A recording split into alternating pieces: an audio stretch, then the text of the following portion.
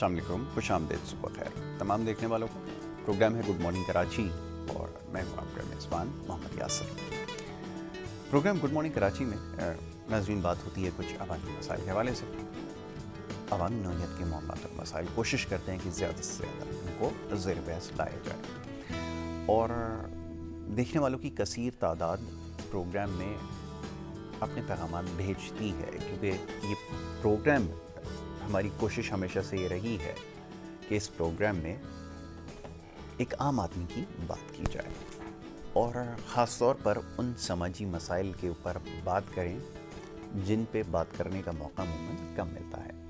Social media एक बहुत ताकतवर ज़रिया बन चुका है जिसके ज़रिए लोग अपनी राय का इजहार कर रहे हैं। यकीनन जो शरह ख़ानदगी है वो भयानक हद तक कम है हमारे मुल्क में, जिसकी वजह से जब हम सोशल मीडिया पे नज़र डालते हैं, लोगों की जब आरा देखते हैं, जब उनकी राय देखते हैं, पढ़ते हैं, तो अंदाज़ा हो जाता है बासानी कि हम किस तरफ जा रहे हैं। अब ये सोशल मीडिया की जब बात होती है, आजकल जो मौज़ूआत सबसे ज़्यादा ज़ेर बहस आते हैं, जिसको इस इंटरनेट की ज़बान में ट्रेंडिंग कहा जाता है, जो ट्रेंडिंग पर होते हैं, वो ऐसे मामलात और मसाइल हैं जो शायद दुनिया में कहीं और ज़ेर बहस ना आते हों। मिसाल के तौर पे गुज़िश्ता रोज़ नज़र से कुछ पैगामात, कुछ लोगों की राय गुज़री। एक ऐसा मौजू था जिसके ऊपर बात हो रही थी, तो ग़ालिबन किसी टीवी प्रोग्राम के अंदर कोई ड्रामे से या कोई स्टेज से ताल्लुक़ रखने वाले अदाकार के हवाले से कोई बात हुई और उस मौजू पे सारे जितने भी लोग थे वो अपने तरीके से अपनी राय का इजहार कर रहे थे।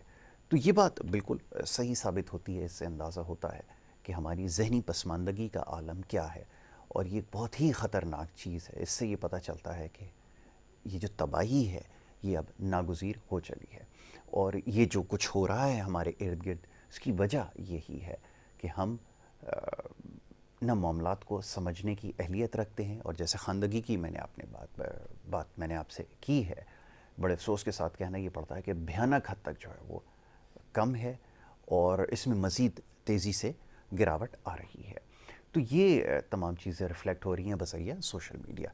अब सोशल मीडिया के ऊपर अगर बात करें तो यकीनन एक प्रोग्राम क्या कई ऐसे प्रोग्राम जो है वो ख़त्म हो जाएंगे, लेकिन हमारी बात शायद मुकम्मल ना हो सके। तो बहरहाल बात को मुख्तसर करूँगा कि ये हमें समझाना इस वक्त दुश्वार हो रहा है कि क्या चीज़ आपको फ़ॉलो करनी है, किस चीज़ के बारे में आपने बात करनी है, और खुदारा कोशिश करें कि ऐसे मौज़ूआत से अपने आप को दूर रखें। ख़ास तौर पर ये जो इलेक्ट्रॉनिक मीडिया पे जो कुछ होता है, जो प्रोग्राम्स के अंदर हो रहा है, ये बहुत सारे बल्कि ज़्यादातर जो इसमें प्रोग्राम्स होते हैं वो पेड होते हैं। बाकायदा इनके स्क्रिप्ट तैयार किए जाते हैं, किसको किस हद तक रुस्वा करना है, ये सारा एक खेल का हिस्सा है और आप इस खेल का हिस्सा बन रहे हैं। तो ये बताना आपको ज़रूरी है। तो ऐसे मौज़ूआत से, इस तरह के ट्रेंड से अपने आप को दूर रखें। ख़ास तौर पे नौजवानों से ये गुजारिश है कि इन तमाम चीज़ों के पीछे ना जाएं। ये तमाम चीज़ें एक प्लानिंग के तहत हो रही हैं। जो कुछ आप देख रहे हैं, जितनी चीज़ें ये आपको सोशल मीडिया और ये व्हाट्सएप ग्रुप्स के ऊपर पहुंचती हैं, ये एक प्लान का हिस्सा है। और जैसे अभी मैंने टीवी अदाकार की बात की, किसी का उनका नाम तो खैर मैं नहीं जानता, जो प्रोग्राम कर रहे हैं शायद उनको भी मैं नहीं जानता, और जिनके बारे में बात हो रही थी शायद उनको भी नहीं जानता, लेकिन जिन्हें मैं जानता हूँ, जिन्हें मैं देखता आया हूँ, जिनसे मुझे बहुत कुछ सीखने का मौका मिला, वो ग्रेट और लेजेंड अदाकार कबीर साहब थे, जो गुज़िश्ता रोज़ खालिक हकीकी से जा मिले। तो एक बड़ी ही अफसोसनाक ख़बर है। ये आजकल के जो हमारे नौजवान हैं वो यकीनन वाकिफ़ नहीं होंगे। जैसे मैंने कहा कि ख़ानदगी की और शऊर की भयानक हद तक जो है वो कमी है, तो बहुत सारे लोग इससे नावाकिफ़ हैं, ख़ास तौर पे नौजवान तबका।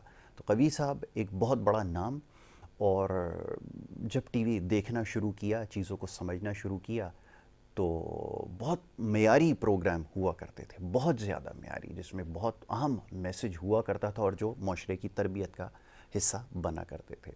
और उस दौर से कबीर साहब का ताल्लुक़ रहा जब बिल्कुल इर्तिकाई मराहिल में टेलीविज़न था पाकिस्तान में, और ऐसे मेयारी और ख़ूबसूरत प्रोग्राम और जिस तरह के आपने मूवीज़ की उसका शायद उसकी कोई जो मिसाल नहीं मिलती या कम उसकी मिसाल पाकिस्तान में मिलती है। यकीनन बहुत बड़े बड़े नाम थे, तो साल 2023 की इब्तिदा से ही ये सिलसिला शुरू हुआ। एक एक करके जो बड़े नाम थे वो इस दुनिया से जाते रहे। कुछ अर्से पहले ज़िया मुहीउद्दीन साहब, एक बहुत बड़ा नाम, और उसके बाद कबीर साहब।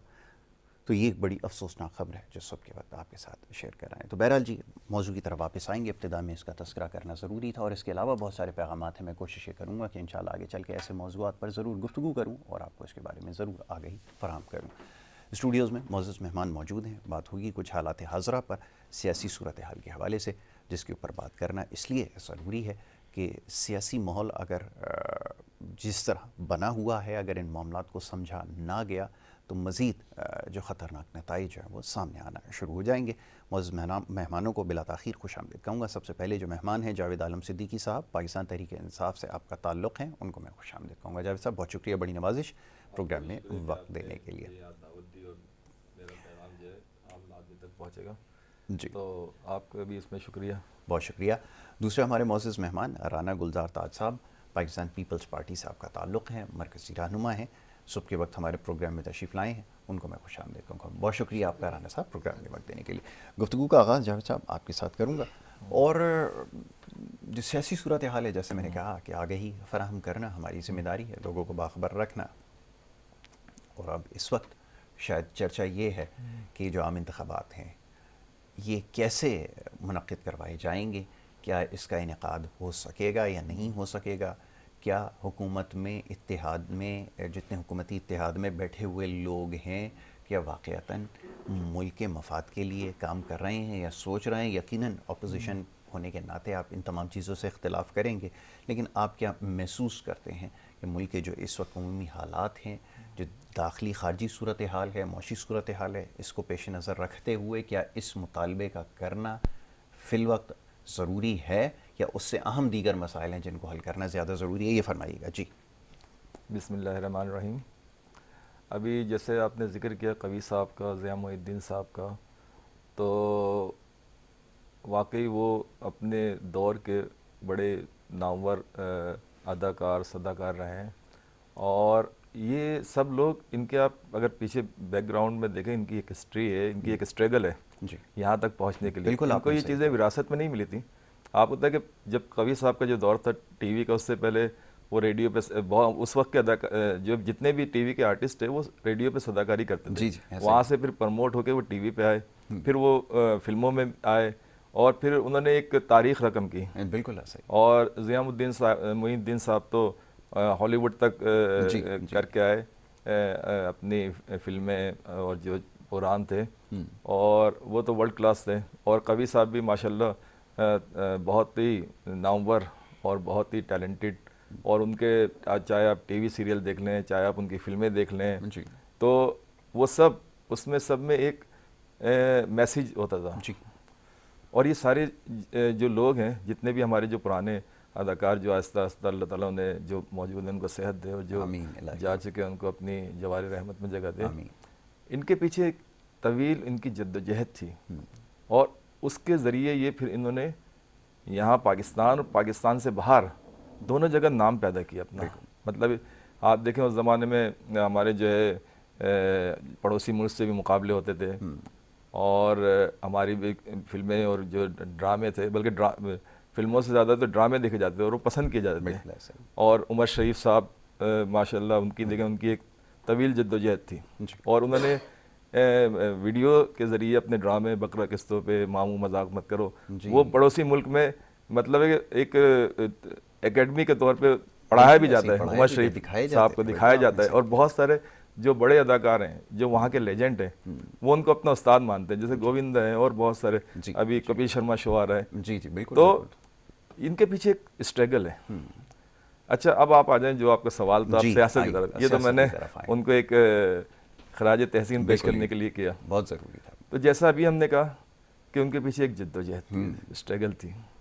अब हमारी सियासत में आप आ जाएं तो वैसे तो इस्लामी जमहूरिया पाकिस्तान हम कहते हैं, लेकिन क्या वाकई ये इस्लामी जमहूरिया पाकिस्तान है, यहाँ पे या कोई बादशाहत का निज़ाम कायम है? तो अगर आप कोई भी स्ट्रगल करके कोई चीज़ हासिल करते हैं तो उसकी अहमियत का आपको अंदाज़ा होता है।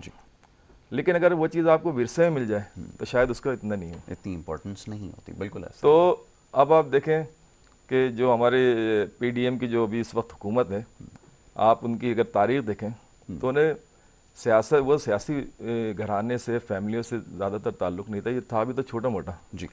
और फिर जब उनके बच्चे बड़े हुए तो वो चीज़ उन्हें विरासत में मिली कि जी आप चीफ मिनिस्टर बन जाए, आप प्राइम मिनिस्टर बन जाए, आप गवर्नर बन जाए, और ये कुछ ख़ानदानों ने बांट ली थी। जी। तो इसके पीछे उनकी स्ट्रगल नहीं थी, तो इसलिए उनको इस चीज़ का अवामी मसाइल का एहसास भी नहीं था। ठीक है, सही है। अब आप मुझे बताएं कि पिछले जो गवर्नमेंट थी उस पर जो भी इल्ज़ामात इन्हीं जो मौजूदा जो सियासी जो एक इत्तेहाद बना हुआ है पीडीएम के नाम से, जो चीज़ें उन्होंने गवर्नमेंट पे लगाई थी, क्या वो चीज़ें इन्होंने कंट्रोल कर ली? बिल्कुल नहीं की। तो इसका मतलब ये है कि ये जानते थे लेकिन मानते नहीं थे, क्योंकि उस वक्त अक्सर मैं आपके पहले ही प्रोग्राम में जिक्र कर चुका हूँ कि वो जो हमारे पिछले जो 4 साल थे उसमें कोरोना और FATF के मसले चल रहे थे जी। जिससे पूरी दुनिया मुतासिर थी, पाकिस्तान नहीं पूरी दुनिया मुतासिर थी जी। लेकिन उस वक्त की हुकूमत की पॉलिसियों की वजह से वो काफ़ी कंट्रोल रहा और हम फिर FATF से भी निकले, क्योंकि उन्होंने वो इक़दाम किए जिससे जो दुनिया को तहफ़्फ़ुज़ात थे वो ख़त्म हुए। उसमें सबसे बड़ा जो मसला था मनी लॉन्ड्रिंग का था। जी। सही है जी। अच्छा, फिर उसके बाद क्या हुआ?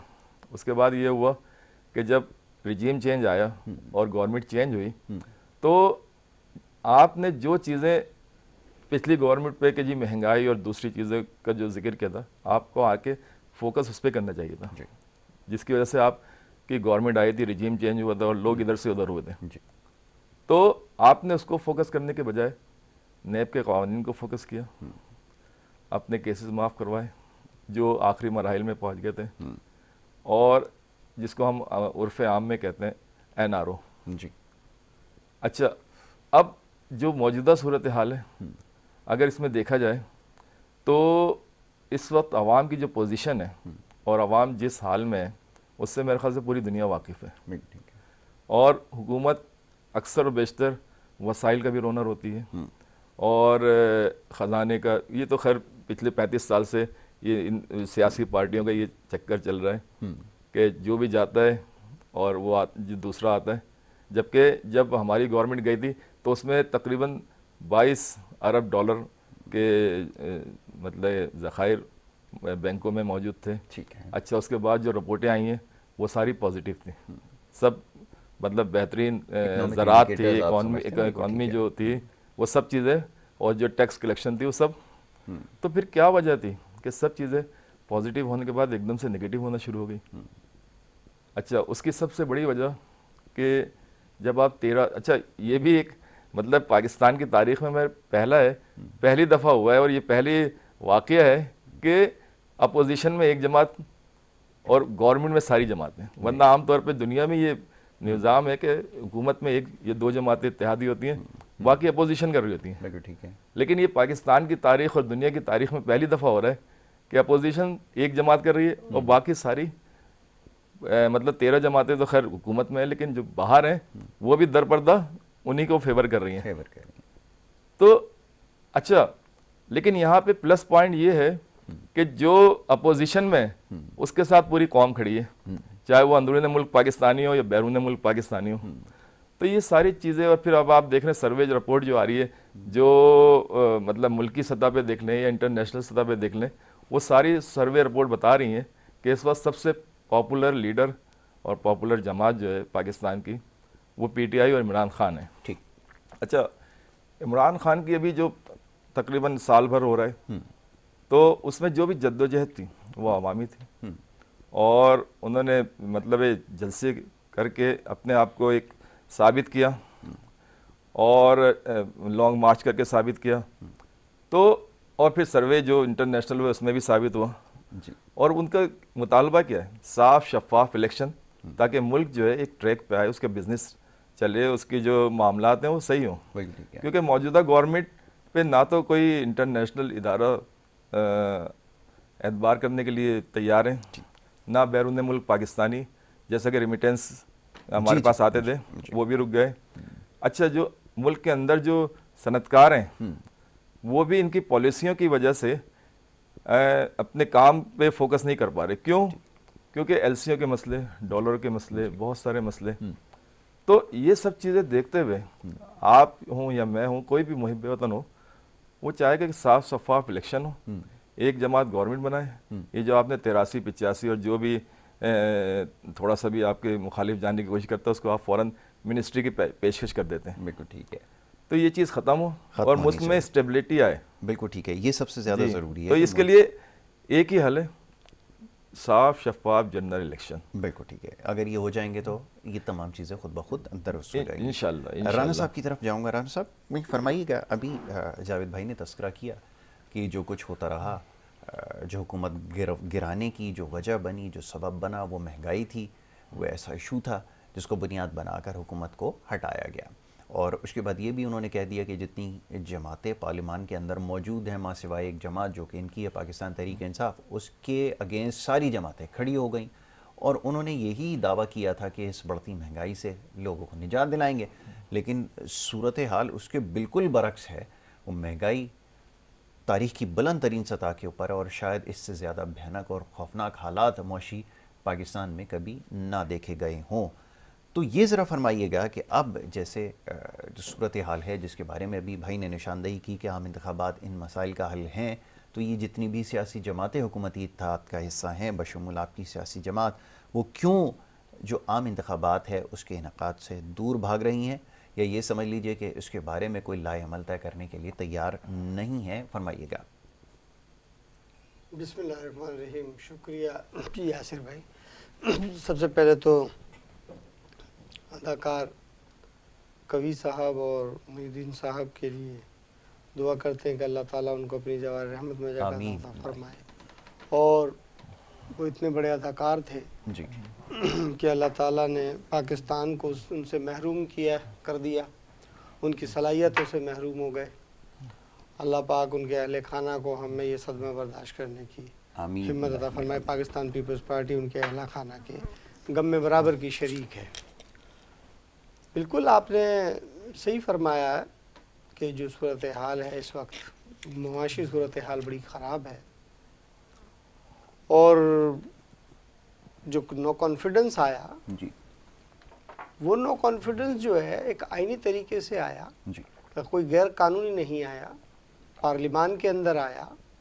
और उस वक्त के जो वज़ीर आज़म थे या उस वक्त के जो स्पीकर डिप्टी स्पीकर थे, उन्होंने उस वक्त गैर आईनी काम किया कि उन्होंने उसकी अदालत जाना पड़ा, और अदालत के थ्रू फिर ये सारे काम हुए, और उसका फिर वो रोना रोते रहे और आज तक रो रहे हैं। बहरहाल इलेक्शन, बिल्कुल इलेक्शन होने चाहिए, वक्त पे होंगे, और इलेक्शन कमीशन आज़ाद है, उनकी राय के मुताबिक, उनके हुक्म के मुताबिक होंगे।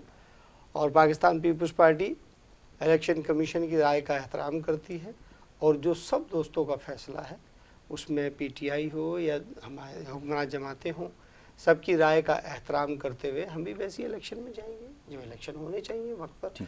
और मैं ये समझता हूँ कि जो सूरत हाल है, इमरान खान जो आज दावा करते हैं बड़ी अपनी पॉपुलैरिटी का या जो भी है, देखिए इसका सबसे बड़ा मसला ही महंगाई है और बेरोज़गारी है जी, और पाकिस्तान मुआशी मामलात में घिरा हुआ है। एफटीएफ की बात की तो एफटीएफ तो बिलावल भुट्टो जरदारी के जब वज़ीर ख़ारजा बने जब पाकिस्तान को निकाला गया है, उस टाइम तो नहीं निकाला गया। कोरोना की बात की तो देखिए कोरोना बिल्कुल आया, कोरोना पाकिस्तान के लिए मुसीबत लेकर नहीं आया, पाकिस्तान के लिए तो रहमत लेकर आया। दुनिया मुसीबत में आई, पाकिस्तान को तो उससे बड़े फ़वाइद हुए, क्योंकि पाकिस्तान ने तो उस दौरान पूरी दुनिया से एड ली गुर्बत कोरोना रोकर, और पैसे आए। और मैं तो इसमें पीपल्स पार्टी हो, तहरीक इंसाफ हो, या आपका नून लीग या कोई भी जमात है, मैं ये समझता हूँ हम सबको अपने इख्तलाफात ख़त्म कर कर एक पेज पे आना चाहिए।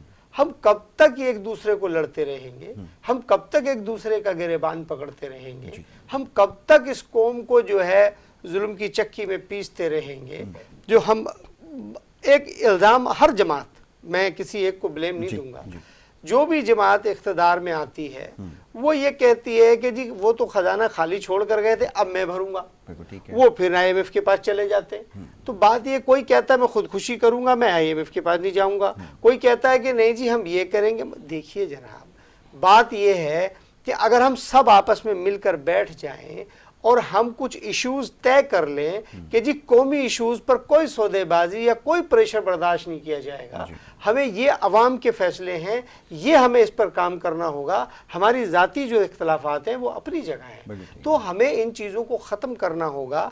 पॉपुलर कोई भी हो, मैं ये समझता हूँ कि जो भी हुक्मरान आए वही हुक्मरान जो है अवाम की भलाई के काम करे, महंगाई का खात्मा करे, बेरोजगारी का खात्मा करे। हम जिस तरह से परेशान हैं, मैं ये समझता हूँ हमारे मुल्क के अंदर जितनी भी अहम शाहराएँ हैं, जितने भी मिसाल के तौर पे जो हमारी अहम जगहें हैं, वो सब कुछ तो IMF के पास रख दिया गया है, उसके बदले हमने पैसे ले लिए हैं। इसमें कोई शख्स मुबर्रा नहीं होगा कि जी मैंने नहीं लिया, सब ने ये काम किया।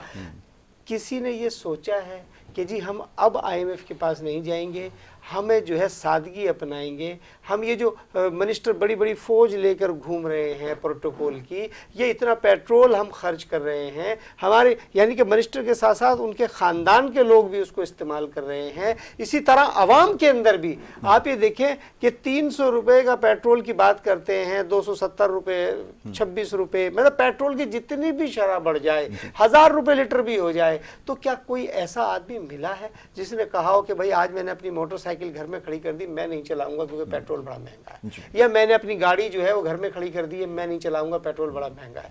मुझे तो कोई गाड़ी रोड घर में खड़ी हुई नजर नहीं आई।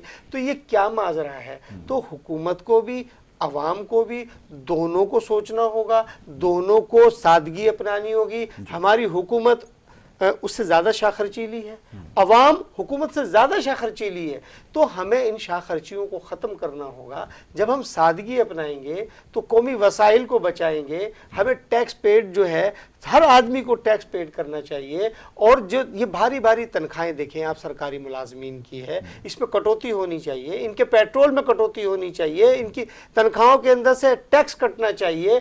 और मैं ये समझता हूँ जो 2 ग्रेड और 1 ग्रेड का मुलाजिम है उसकी तनख्वाह को बढ़ाना चाहिए, ताकि वो बेरोजगारी और खुदकुशी का मुकाबला जो कर रहे हैं इससे बचत हो सके। हम तो ना कि इस बात पर लड़ रहे हैं कि जी इख्तिदार मुझे मिल जाए, यानी कि इसमें मैं अपनी बात भी कर रहा हूँ, हर आदमी इस चीज पे लड़े तो खुदा इस चीज से हमें इज्तनाब बरतना चाहिए। जहां तक इलेक्शन की बात है तो इलेक्शन बिल्कुल सबकी राय जो होगी, पीपुल्स पार्टी उस पर लब्बैक कहेगी, हमको इससे मुबर्रा नहीं है। लेकिन मैं ये समझता हूं कि पाकिस्तान के हमें सोचना चाहिए, पाकिस्तान की स्टेबिलिटी का सोचना चाहिए, पाकिस्तान के इदारों को बदनाम नहीं करना चाहिए, उनको मुस्तहकम करना चाहिए, उनको मजबूत करना चाहिए। ये हमारी जिम्मेदारी है, हमें किसी की बात नहीं करनी चाहिए।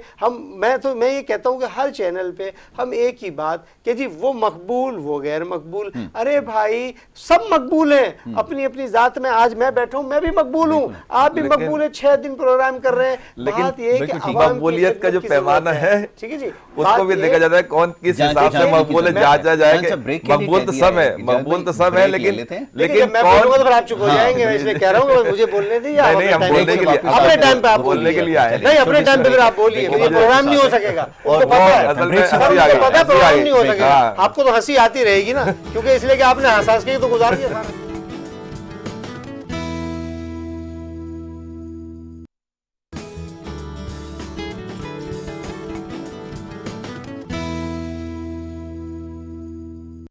प्रोग्राम में आपको एक दफ़ा फिर खुशामदीद कहेंगे। ब्रेक पे जाने से पहले गुफ्तगू का सिलसिला जारी था, बात हो रही थी सियासी सूरत हाल के हवाले से, और एक दूसरे पे इल्ज़ामात लगते आए हैं, लगते रहेंगे जब तक ये सियासत बाकी है। और शायद कहने पे मजबूर हूँ कि जो तर्ज़ सियासत है वो भी तब्दील नहीं हो सकेगा। ये अभी कुछ देर पहले कुछ मामला ज़ेर बहस थे आम इंतखाबात के हवाले से। 2 मौजूद मेहमान तशरीफ़ फरमाए, पाकिस्तान तहरीक-ए-इंसाफ से एक का ताल्लुक़, एक पाकिस्तान पीपल्स पार्टी से अपनी अपनी राय का उन्होंने इजहार किया। जावेद आलम सिद्दीकी साहब पाकिस्तान तहरीक-ए-इंसाफ से आपका ताल्लुक़ है, उनसे ज़रा इस बारे में बात होगी कुछ देर पहले राना साहब ने निशानदेही की, उन्होंने तमाम चीज़ों को जर्नलाइज़ किया कि सूरत हाल ऐसे बेहतर हो सकती है कि सब अपना किरदार अदा करें, बसें सारी स्टॉप के ऊपर रुकना शुरू हो जाएं, लोग अपनी ज़िम्मेदारी का मुजाहरा करें, सिग्नल पर आकर खड़े हो जाएं, लाल बत्ती पे इंतज़ार करें और फिर हरी बत्ती के ऊपर वो अपनी गाड़ी को आगे कर लें। तो ये शायद मुमकिन नहीं हो सकेगा। बड़ी माजरत के साथ ये बड़ी तकलीफ दे बात है, लेकिन जिस तरह के हम लोग हैं, जिस तरह का हमारा मिजाज है, शायद ये मुमकिन ना हो सके। फिर ज़्यादा उम्मीद नहीं रख सकते। राना साहब ने भी निशानदेही की कि ये सारे अगर मामला दुरुस्त हो जाएं, क्योंकि माजी में भी कुछ ऐसा ही होता रहा, आपकी हुकूमत के हवाले से उन्होंने दबे अल्फाज में तनकीद की है कि सूरत हाल वहाँ भी कुछ ज़्यादा बेहतर नहीं थी। जिस चीज़ को आप समझते हैं या दावा करते हैं कि हमारे दौर में बेहतर रही, उसकी वजूहात क्या थी, ये भी उन्होंने बयान कर दी। और साथ ही आम इंतखाबात के हवाले से ये भी कह डाला कि हम इसके ऊपर बिल्कुल तैयार हैं अगर तमाम सियासी जमातें अगर मुत्तफ़िक़ हो जाएं इस नुक्ते पर कि आम इंतखाबात करवा ही लेने चाहिए। जी, जैसा कि अभी राना साहब हमारे भाई और इन्होंने जो बातें की कि सब एक पेज पे आ जाएं, सब बैठ के एक लाहे अमल इख्तियार कर लें, तो इसको मैं इस तरीके से देखता हूँ कि किसी भी इलाके में SHO या SP या DSP नया आता है तो उससे कहा जाए कि सारे जो उस इलाके के जराइम पेशा लोग हैं उन सबको जमा करके एक लाहे अमल बना लें कि आपने कब क्या करना है और एक पेज पे आ जाए। तो ऐसा मुमकिन नहीं है, क्योंकि PTI की सियासत इस्तेहसाली टोला, जो इस्तेहसाली क़ुव्वतें हैं जिन्होंने पाकिस्तान को नुकसान पहुंचाया, उनके ख़िलाफ़ उसका पूरा एक लाहे अमल है और तहरीक इंसाफ नाम भी इसीलिए रखा गया था। जी। तो ये आप मतलब जो अभी असेंबली में भी ये होती है कि बैठें जी बात करें और हमारे वक्त में भी, लेकिन हमारा एक वाज़ेह मौक़िफ़ है। जी, वाज़ेह मौक़िफ़ क्या है कि हम जो मुहिब्बे वतन क़ुव्वतें हैं, जो सियासतदान हैं या जो भी लीडरशिप है, जो भी लोग हैं, उनसे तो बातचीत हो सकती है, लेकिन जिनके ऊपर संगीन केसेस हैं और मनी लॉन्ड्रिंग, देखें आप भी सुनते हैं, आप भी देखते हैं कि अरबों रुपए की मनी लॉन्ड्रिंग और उसके प्रूफ ये सब चीज़ें होने के बावजूद NRO के ज़रिए उनको माफ़ कर दिया जाता है। आप मुझे बताएं, अगर वो पैसा पाकिस्तान में लगता, डैम बनते, एजुकेशन बेहतर होती, तो आज हमारी जनरेशन कहाँ खड़ी होती। ठीक है। तो अब आप कौमी जो मफादात के ख़िलाफ़ काम कर रहे हैं उनके साथ मिल के बैठें, बातचीत करें और क्या जी सही है, जैसे चौधरी शुजात साहब अक्सर कहते हैं कि जी मिट्टी पाओ मिट्टी पाओ। इसी तरह मिट्टी पाते पाते आज 70 साल गुजर गए और आज हम किस पोजीशन में। तो जब तक हम मुजरिमों को सज़ा देने का अमल शुरू नहीं करेंगे, जो हमारे जो मुल्क चलाने वाले हैं, अशराफिया हैं, जिनकी जिम्मेदारी है, उनको जब तक हम सज़ा देना शुरू नहीं करेंगे उस वक्त तक हालात बेहतर नहीं होंगे। चाहे 100 साल हो जाए पाकिस्तान को, 150 साल हो जाए। आज आप देखें, आज आपके मुल्क से पढ़ा लिखा तबका जो यंग जनरेशन है, लाखों की तादाद में वो बैरून मुल्क जा रहे हैं। जी। क्यों जा रहे हैं? क्योंकि आपके कोई इदारे ही नहीं है, बिल्कुल ठीक है। आपके कोई फैसिलिटीज़ नहीं है। एक बच्चा पढ़ लिख के डॉक्टर इंजीनियर बन जाता है, तो क्या यहाँ पे उसके लिए कोई अपॉर्चुनिटी है? बिल्कुल नहीं है। तो फिर उसके पास कौन क्या रह जाता है कि वह बैरून मुल्क चला जाए, अमेरिका चला जाए, लंदन चला जाए, या और कोई यूरोपियन कंट्री चला जाए, दुबई चला जाए। तो अब अगर वही सिलसिला रखना है आपने तो फिर तो सही है, ठीक। लेकिन अगर उसमें तब्दीली लाना है तो आपको ये नहीं कहना होगा कि जी पिछली बातें भूल जाए, क्योंकि पिछली बातें भूलते भूलते हमने 70 साल लगा दिए और आज हम उस मुकाम पे खड़े हैं कि आज हमारा बेचारा एक आम आदमी अपना घर चलाने से कासिर है जी। और वो जो हमारा ऊपर के जो 5-7% जो अशराफिया है, जो हमेशा इक़्तिदार में रहे हैं, वो और उनके बच्चे, उनके ख़ानदान बैरून मुल्क अरबों की जायदादों के मालिक हैं। जी। तो अब मैं भी, क्योंकि मेरा भी ताल्लुक़ बिज़नेस से है और आप भी माशाल्लाह मेहनत करते हैं, तो क्या वजह है कि आपके पास अरबों नहीं है, करोड़ों नहीं है, उनके बच्चों के पास जो अभी तालीम से फारिगुल तहसील होते हैं और वो लंदन में फ्लैटों के मालिक भी बन जाते हैं, उनके लंदन में जायदादें भी हो जाती हैं, उनके जनाब बैंक बैलेंस भी होते हैं। बिल्कुल। और अब इससे कोई मतलब कि कोई ढकी छुपी बात नहीं, इससे अब पूरी दुनिया वाकिफ़ है। दुनिया में तो पहले भी वाकिफ़ थी, लेकिन अब हर पाकिस्तानी अब बैरून मुल्क पाकिस्तानी जो पाकिस्तान को हमेशा सपोर्ट करते हैं, अभी आपने तुर्की के मसले में देखा जी कि एक पाकिस्तानी ने खामोशी से जाके $30 मिलियन ज़लज़ला के जो वहाँ पे मुतासरीन थे, तो इससे पाकिस्तानियों का सर फ़ख्र से बुलंद हुआ जी कि जी हम ये हुआ कि जी पाकिस्तानियों के दिल में तुर्की और अपने जो मुस्लिम भाई हैं, जो गैर मुस्लिम हो, खैर आफात तो सबके लिए बराबर होती हैं। ठीक है।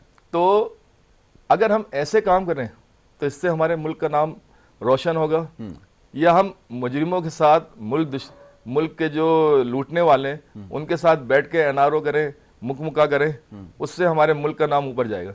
ठीक है। तो हमें वो इनके साथ किसी भी किस्म की मुफाहमत नहीं हो सकती।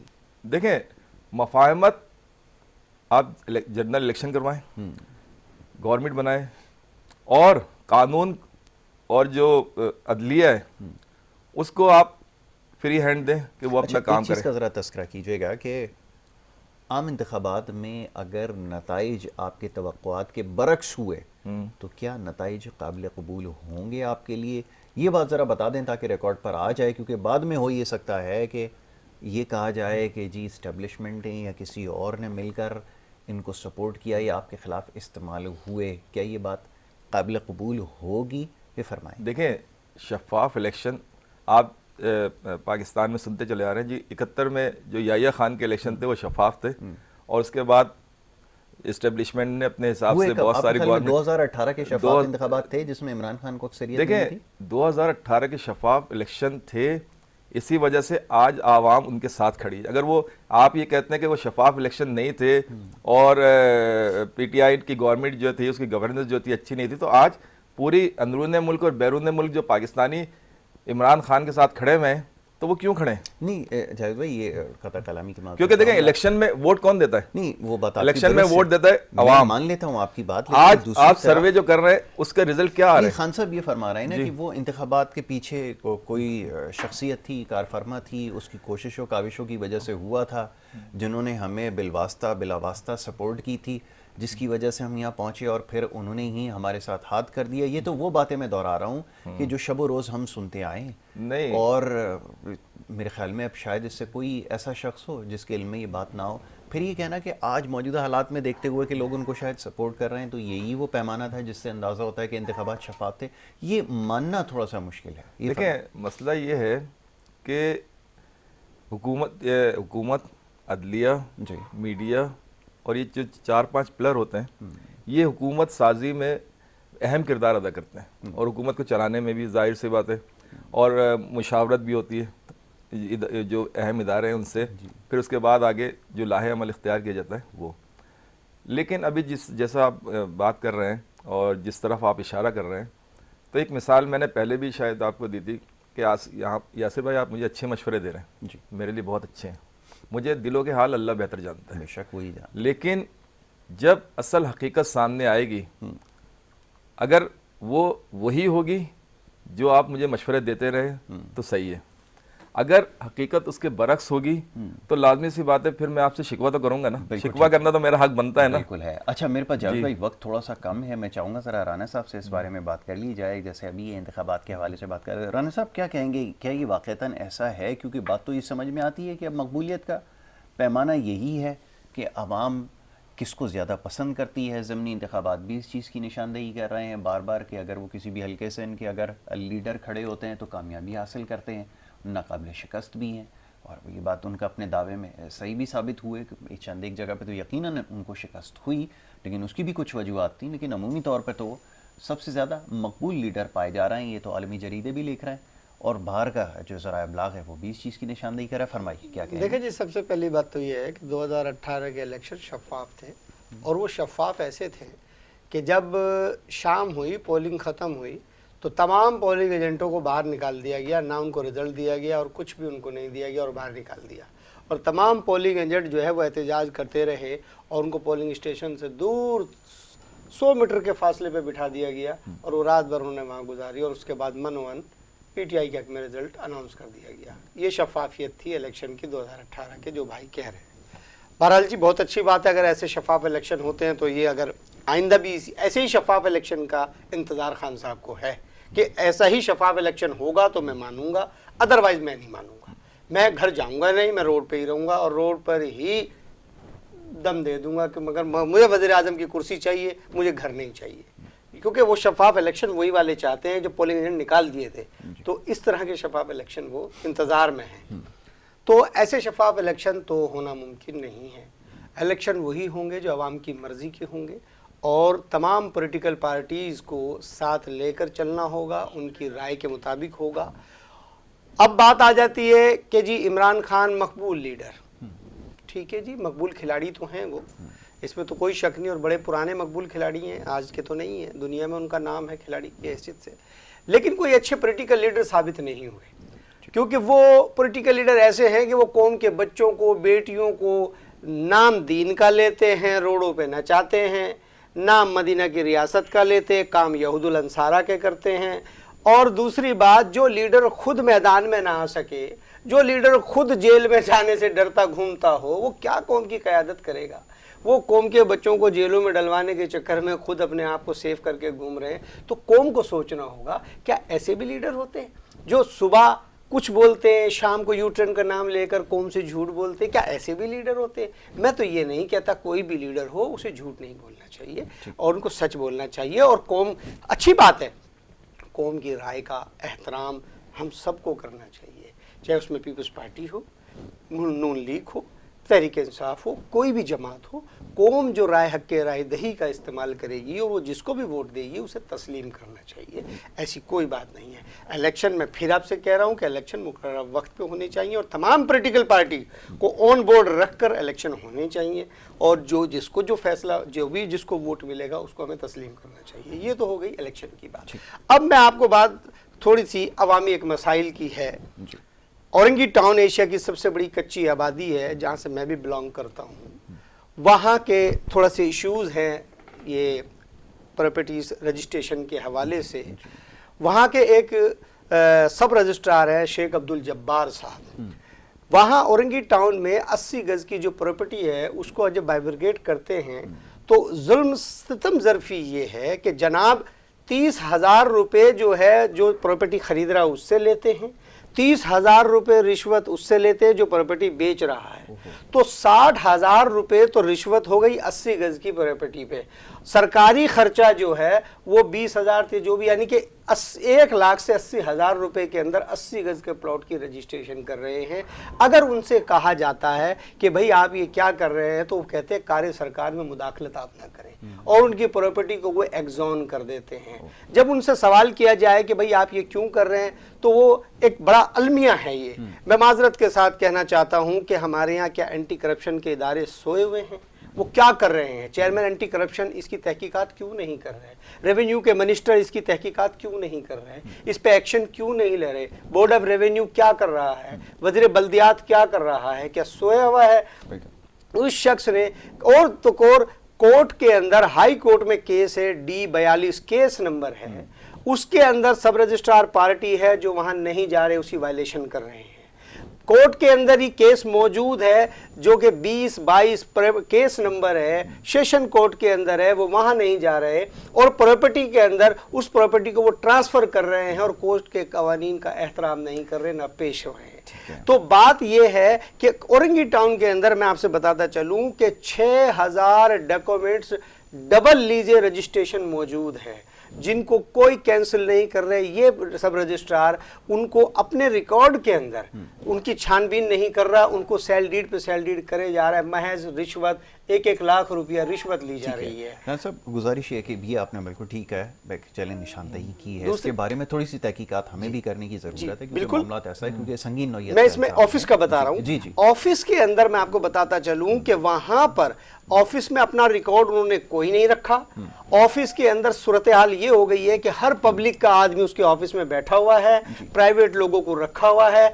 और मैं आपसे एक और थोड़ी सी बात बताता चलूं, आपका टाइम लूंगा, कि अभी कुछ लीजें उन्होंने बाहर तैयार की, यानी कि केएमसी के महकमे से हटके और उनके अफसरों को बुलाकर साइन करवा रहे, भारी रिश्वत देना चाह रहे। तो मैं ये चाहता हूं कि ऐसे अफसर को फिलफोर गिरफ्तार किया जाए, इंक्वायरी की जाए और इसको इसके ओहदे से भी हटाया जाए, सस्पेंड किया जाए, और ताकि यहां पर इन गरीबों की प्रॉपर्टी को बचाया जाए। मैं और वो फिर नाम लेते हैं बिलावल हाउस का, तो मैं बिलावल हाउस के लोगों से भी कहता हूं कि अपने टेलीफोनों को चेक किया जाए, उनको मिसयूज ना होने दिया जाए। और जो अंदर बैठे हैं वो कहते हैं मोहम्मद अली शेख, वो कहते हैं मैं उनको हिस्सा देता हूं, बिलावल हाउस को हिस्सा देता हूं। तो इनको सख्ती से, बिलावल हाउस अवाम का घर है, अवाम की जगह है, उसका ऐसे राष्ट्रीय अफसर अब्दुल जब्बार शेख जैसे आदमी से कोई ताल्लुक नहीं है, ब्रेक के लिए कोई वास्ता नहीं। मैं ब्रेक ले लेता हूं, एक छोटी सी ब्रेक ले रहे हैं, ब्रेक के बाद वापस आते हैं। चैनल हमें हमारे पास अभी भी हैं, इसके ऊपर मजीद गुफ्तगू की जाएगी। आप देखते रहें प्रोग्राम गुड मॉर्निंग कराची।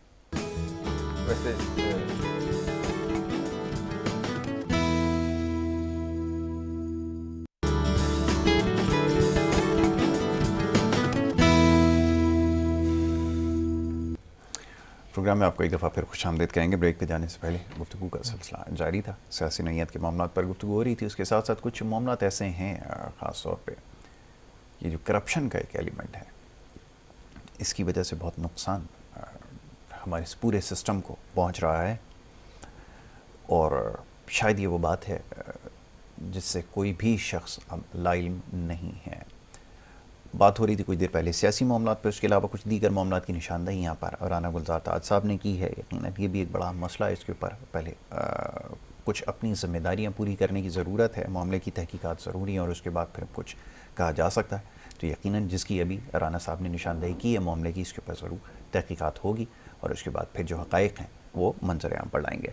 जब साहब मैं चाहूँगा ज़रा भी कुछ देर पहले कुछ निशानदही हुई थी, मैं सियासी मामलात पर वापस लाना चाहूँगा ज़रा इसको। मौजूद गुफ्तगू क्योंकि हमने बनाया है तो आम इंतखाबात के हवाले से बात हो रही थी। अभी ज़रा एक चीज़ और ऐसी है जिसके ऊपर बहुत ज़्यादा सोशल मीडिया पे बात हो रही है, ये सवालात अभी तक मौसूल हो रहे हैं, वो बल्दियाती इंतखाबात के हवाले से कि मामला और मरहला जो है मुकम्मल नहीं हो सका है और इसमें ताख़ीर नताइज में और जो बुनियादी ढांचा है वो तैयार अभी तक नहीं हो सका है और किसकी क्या ज़िम्मेदारी है तयन नहीं हो सका है, या मेयर कौन होगा इसका भी तयन नहीं हो सका है। बहुत सारे निशान जो हैं वो छोड़ गया है, सवालात छोड़ गया है ये पूरा जो इंतखाबी मरहला था। ये फरमाइए कि अगर ऐसी सूरत हाल रहती है और अगर आगे जाकर आम इंतखाबात के अंदर भी यही कुछ होगा तो फिर कैसे उम्मीद रखी जाए कि कोई सिस्टम तश्कील पाएगा या फिर वो नताइज दे सकेगा, ये फरमाइएगा जी।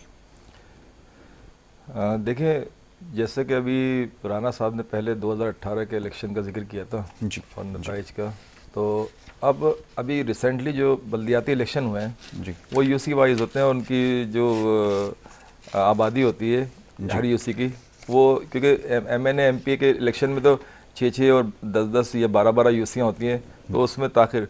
लेकिन अभी सिंध गवर्नमेंट ने जो इलेक्शन करवाए हैं बल्दियाती इलेक्शन, जो इलेक्शन कमीशन के साथ मिल के, उसकी ताखिर का आप अंदाज़ा करें कि कई दिन तक रिज़ल्ट जो थे वो अनाउंस ही नहीं हुए। अच्छा, जो रिज़ल्ट अनाउंस हुए थे उसमें बहुत तब्दीली की गई, क्योंकि हमारी बहुत सारी सीटें थीं जो हम शाम तक जीत गए थे, लेकिन जब इलेक्शन कमीशन ने रिज़ल्ट अनाउंस किया तो हमारा रिज़ल्ट किसी दूसरी पार्टी को दे दिया, उसका रिज़ल्ट हमारे उसमें डाल दिया। इस तरह की धांधली और इस तरह हमने कई सीटें वापस भी ली हैं।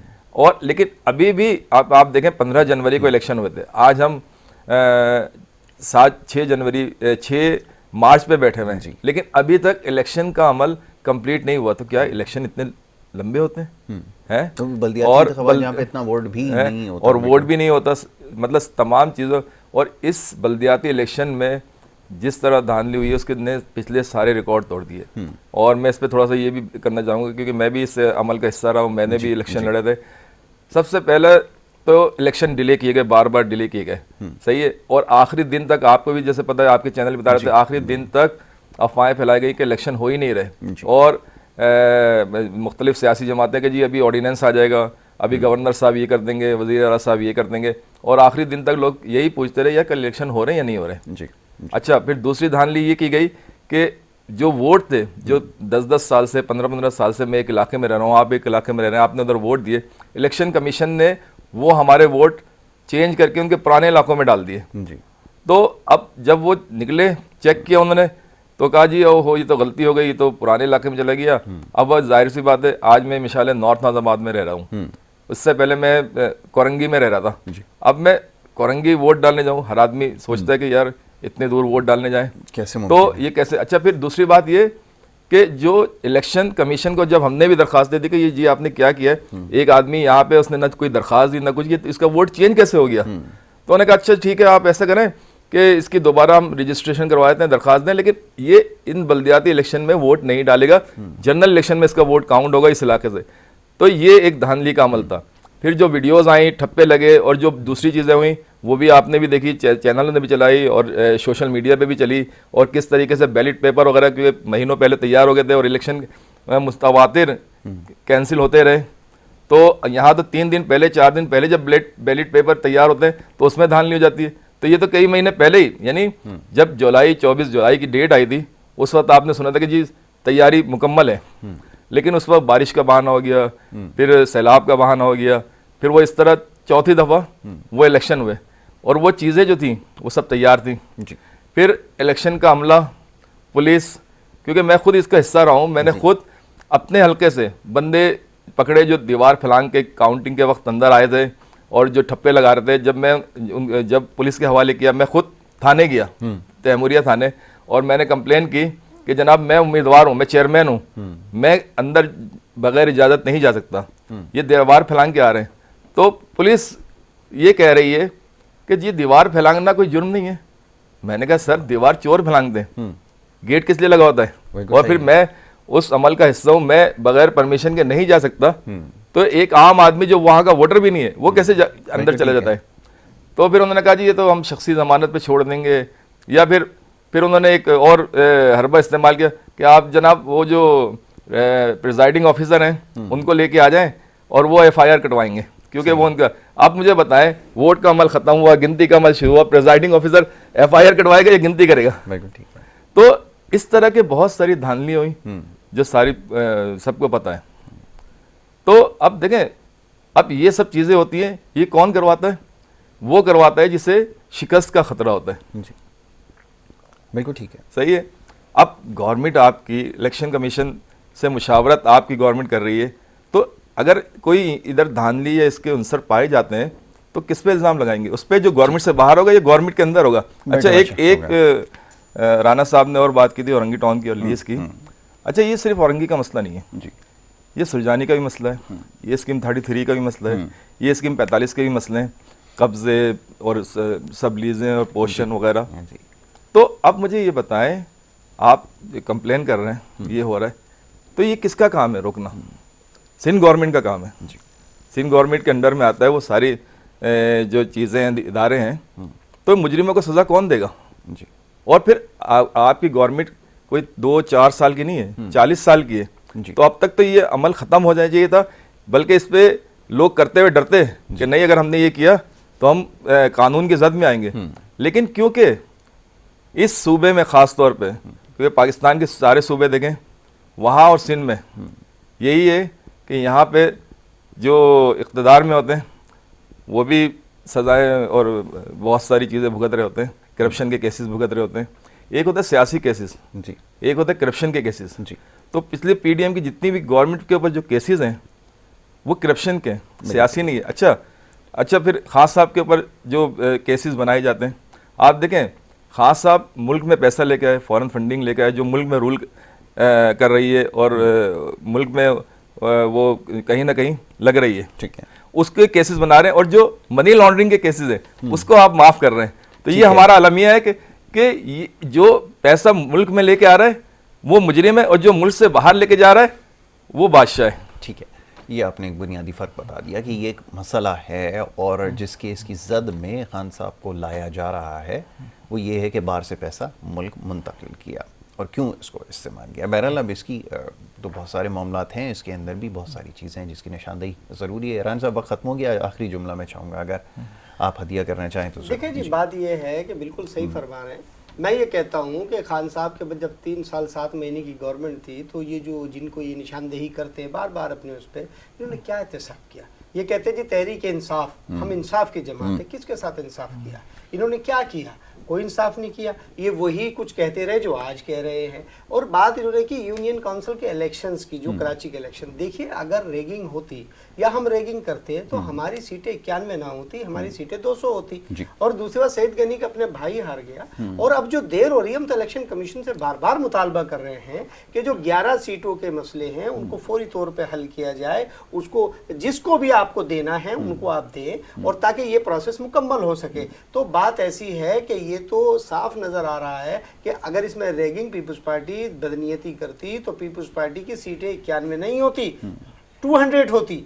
तो जाहिर सी बात है कि ये इलेक्शन कमीशन और जो भी अवाम ने जिसको भी हिस्सा दिया, तहरीक इंसाफ को 42 सीटें दी, 81 सीटें जमात इस्लामी को दी, TLP को भी दी, हकीकी को भी सीट मिली है, आज़ाद उम्मीदवार भी जीते हैं। तो फिर ये सब ना होते। तो ऐसी बात नहीं है, ये तो बेबुनियाद बात है। और बात ये है कि जो अवाम होती है, अवाम का फैसला जो होता है उसे हमें सबको तस्लीम करना चाहिए। कराची में आपके पास 21 MPA, 14 MNA थे। आपने शहर में क्या किया? आपने सिर्फ ऐलानात किए, कानों को खुश किया। तो इससे नहीं होता, आप अमल कीजिए। खान साहब, आप तो अपनी जबान का पास नहीं रख पाते, तो अवाम की खिदमत आप क्या करेंगे? इसमें कोई भी हो, चाहे मैं ही क्यों ना हूं। अच्छा, मैं एक बात कहना चाहूंगा राना साहब कि आपने क्या किया। सिंध में पहली दफा सिंध असेंबली में पता चला है कि जमहूरियत अपोजिशन क्या होती है। सिंध में पहली दफा जागीरदार वडेरों के खिलाफ FIR कटी।